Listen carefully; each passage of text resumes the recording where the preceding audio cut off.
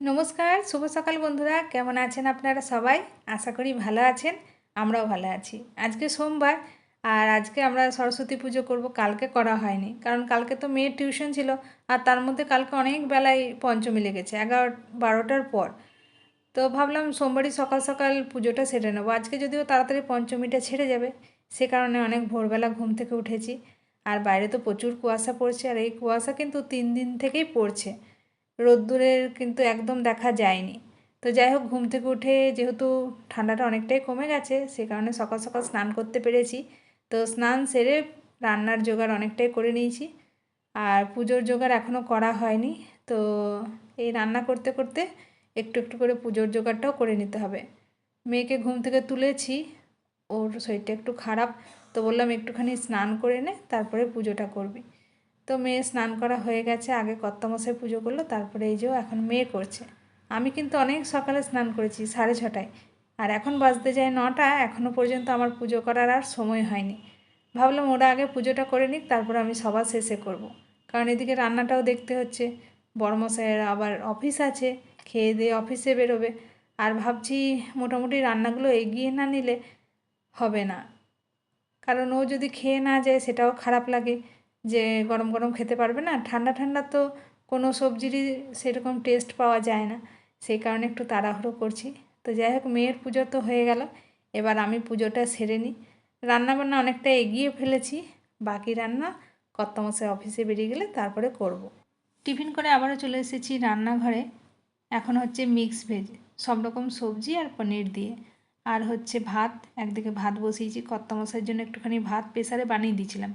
আমাদের ভাতটা পরে বানালাম, এই ভাতটা আমরা দুপুরবেলা খাবো, বাকিটা কালকের জন্য রেখে দেবো। তো মিক্স ভেজের পনিরটাও, ফুলকপিটা ভাজা হয়ে গেছে, সবজিগুলো এখন ভাজতে হবে। এদিকে নিচের কাকিমা এই গোটা সেদ্ধ আর চাটনিটা দিয়ে গেল এক্ষুনি। ভালোই হয়েছে, আমি তো গোটা সেদ্ধ বানাইনি। আর কি বানিয়েছি চলুন দেখাই। এখানে আছে আলু, শিম, বেগুন ভাজা, আর হয়েছে পোস্ত, একটুখানি সজনে ফুল আর আলু দিয়ে। আজকে যেহেতু সরস্বতী পুজোর দিন, সজনে ফুল আর কুলটা তো মাস্ট বানাতেই হবে। তো সেই সজনে ফুল আলু দিয়ে পোস্ত বানিয়েছি। আর এটা হলো বড়ি ভাজা, এই বড়িগুলো তো আমি বাড়িতেই বানিয়েছিলাম। আর এটা হচ্ছে এঁচোড়ের ঝোল, পাতলা করে ঝোল করেছি, ডালের দরকার নেই সেই কারণে। তো এঁচোড় নয়, এই দানা হয়ে গেছে, এটা তো পুরো কাঁঠালের মতোই। তো যাই হোক, ওটাই রান্না করেছি, কালকার জন্য একটুখানি সরিয়ে রেখেছি। আর এটা হলো পালং শাক, শিম, বেগুন, আলু, গাজর দিয়ে। আর এই পোস্তটা কালকের জন্য সরিয়ে রেখেছি। মোটামুটি এই রান্নাগুলোই আপাতত হয়েছে। এখন ঘড়িতে হয়ে গেছে 11:30। তো মিক্স ভেজের সব সবজিগুলো তো ফ্রাই করা হয়ে গেছে, এদিকে মশলাটাও ফ্রাই হয়ে গেছে। এই সবজিটা হতে বেশিক্ষণ সময় লাগবে না। এরপরে চাটনিটা বানিয়ে নেব। ভেবেছিলাম 2 রকমের চাটনি বানাবো, টমেটোর চাটনি আর কুলের চাটনি, কিন্তু এখন মনে হচ্ছে আর রান্না করতে ভালো লাগছে না, সেই সকাল থেকে একই রকম চলছে।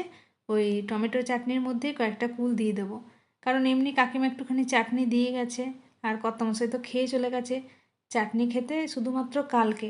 আর মেয়েরও শরীরটা খারাপ, চাটনি খাবে না। তো একটুখানি চাটনি তাও বানাবো, টমেটোর চাটনি, তার মধ্যেই কুল দিয়ে দেবো। এখন মনে হচ্ছে তাড়াতাড়ি করে রান্নাটা কমপ্লিট করে নিই, তারপরে আবার এতগুলো বাসন হয়েছে সব ধুতে হবে, তাহলে আজকের মতো কাজ কমপ্লিট হবে। কখন যে হবে নিজেও জানি না। বেশ সুন্দর করে সাজিয়ে গুছিয়ে কিন্তু লাঞ্চ নিয়ে বসে পড়েছি। আর গোটা সেদ্ধটা আর কমই ছিল, সেটাও কিন্তু পূর্ণ হয়ে গেল আমার এই সরস্বতী পুজোর দিনে। তো যাই হোক, এবার খাবারটা খেয়ে নিই। রান্নাটা তো অনেকক্ষণ আগেই হয়ে গেছে, ভাবলাম গরম গরম খাবারটা খেয়ে নিই, তারপরেই বাকি কাজ করব। এখন বাসনপত্র কিন্তু কিছুই ধোয়া হয়নি। ঘড়িতে এখন হয়ে গেছে 2টো। রান্না বান্না তো একটাই কমপ্লিট হয়ে গেছিলো, যদিও এখন ধোয়া টোয়া কিছুই হয়নি। তো বললাম খাবারটা খেয়ে নিই গরম গরম, তারপরে সব কাজ করা যাবে। তো লাঞ্চ নিয়ে তো বসে পড়েছি, আর লাঞ্চে কী কী হয়েছে সেগুলো তো দেখিয়েছি। তো খাবারটা খেয়ে নিই। আর আমরাই মনে হচ্ছে আজকে করলাম, সবাই কিন্তু কালকেই রান্না বান্না করেছে। যদি আজকে আমাদের ষষ্ঠী পুজো নেই, যাদের ষষ্ঠী পুজো আছে তারা কালকে রান্না করে রেখেছে, কারণ আজকে তো ষষ্ঠী লেগেই গেছে। আর কালকে যতক্ষণ আমরা খাবো ততক্ষণে কিন্তু ষষ্ঠীটা ছেড়ে যাবে, সপ্তমী লেগে যাবে। তো যাই হোক, আমাদের যেহেতু ষষ্ঠী পুজোটা নেই, সেই কারণে আমরা আজকে রান্না করেছি, কালকে রান্না করলে ভালো হতো। কিছুক্ষণ আগে রান্নাঘরটা দেখে আমার কান্না পাচ্ছিল, মনে হচ্ছিল কখন কাজগুলো করব। যাই হোক, খেয়ে দিয়ে রান্নাঘরটা গুছিয়ে নেওয়ার পর এখন একটু ভালো লাগছে। ঘড়িতে এখন হয়ে গেছে 3:40, এই সবে মাত্র সব কাজ কমপ্লিট করলাম। তো বাসন টাসন ধুয়ে সাইডে ভিজে গেছিলো, তো সাইডটা ধুয়ে মেলে দিলাম। এখন রোদ্দুর আছে, আর আজকে রোদ্দুরটা বেলা করে উঠলে একটু ভালো উঠেছে। দুদিন তো কুয়াশায় রোদ্দুর ওঠেইনি, তো ভাবলাম রোদ্দুরটা দিচ্ছে, কালকে আবার কুয়াশা পড়বে, মেঘলা করবে না কি হবে, তার চেয়ে শাড়িটা ধুয়ে দিই। তো শাড়িটা ধুয়ে মেলে দিয়েছি, রোদ্দুরে শুকিয়ে যাবে। আর এবার একটু রেস্ট করবো, শোবো। সেই সকাল থেকে একই রকম চলছে, একটুও বসিনি। ঘুম থেকে উঠে থেকে 5:30টায় ঘুম থেকে উঠেছি, তখন থেকে সেই চলেই যাচ্ছি।